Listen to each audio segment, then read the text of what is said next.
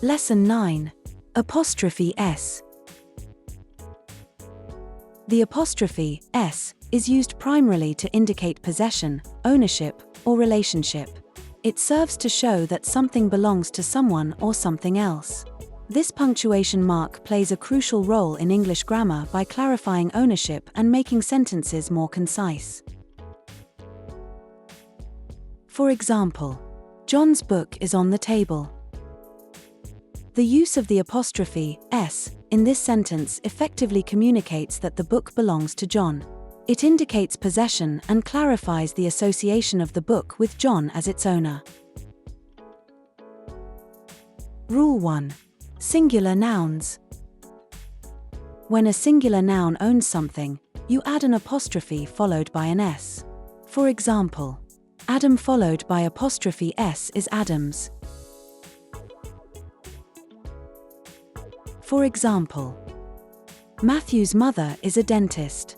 The use of the apostrophe S in this sentence effectively communicates that Matthew has a mother who works as a dentist.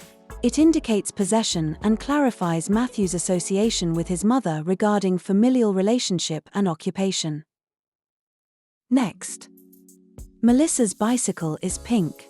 The use of the apostrophe S in this sentence effectively communicates that Melissa owns a pink bicycle. It indicates possession and clarifies the association of the bicycle with Melissa as its owner. Rule 2. Plural nouns not ending in S. For plural nouns that do not end in S, add an apostrophe followed by S. For example, plural nouns such as children, men, women, and people.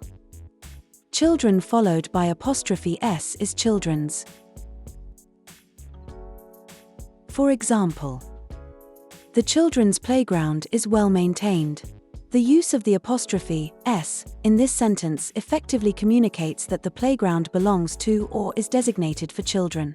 It indicates possession and clarifies the association of the playground with children's use and enjoyment.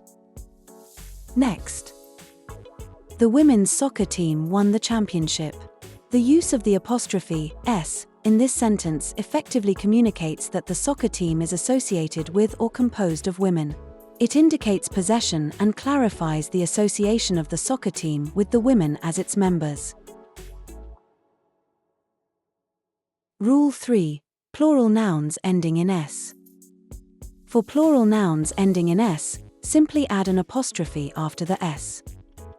For example, teacher followed by apostrophe S is teachers.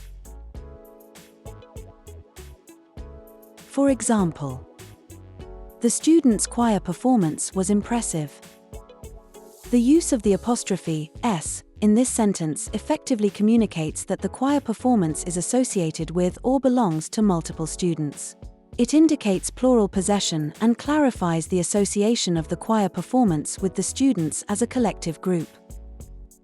Next, the country's flags were displayed at the event. The use of the apostrophe S in this sentence effectively communicates that the flags belong collectively to multiple countries. It indicates plural possession and clarifies the association of the flags with the countries they represent or belong to.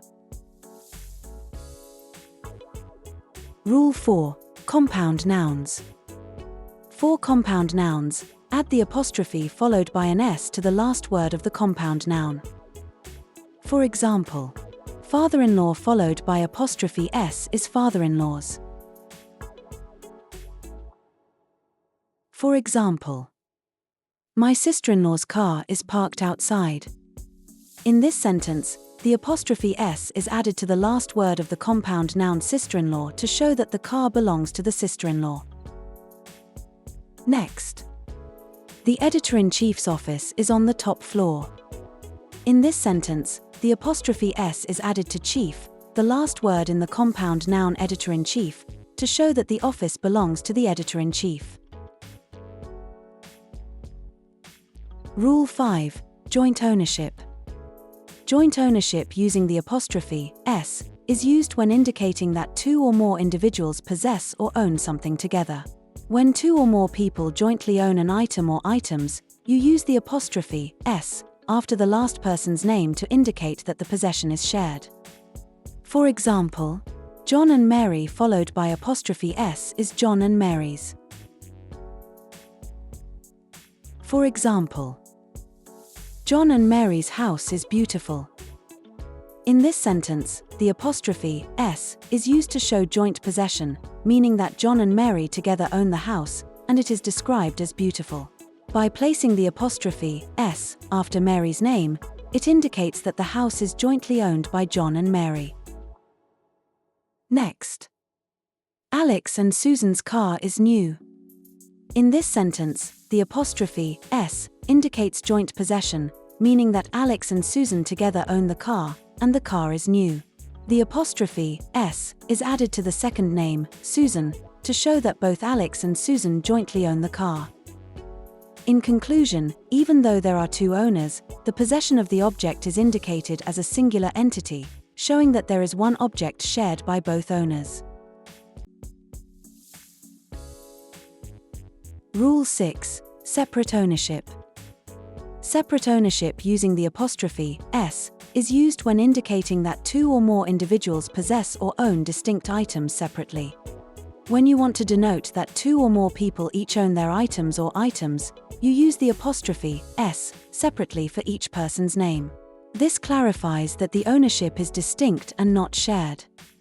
For example, David and Lydia, each noun followed by apostrophe S is David's and Lydia's. For example, Megan's and Mark's desks are next to each other. In this sentence, the apostrophe S is used separately for each person's name to indicate that Megan and Mark each have their own desks, and these desks are positioned adjacently. Next, James's and Emily's laptops are new models. The use of apostrophe S after each name, James's and Emily's, clearly indicates that James and Emily each own their own laptop separately.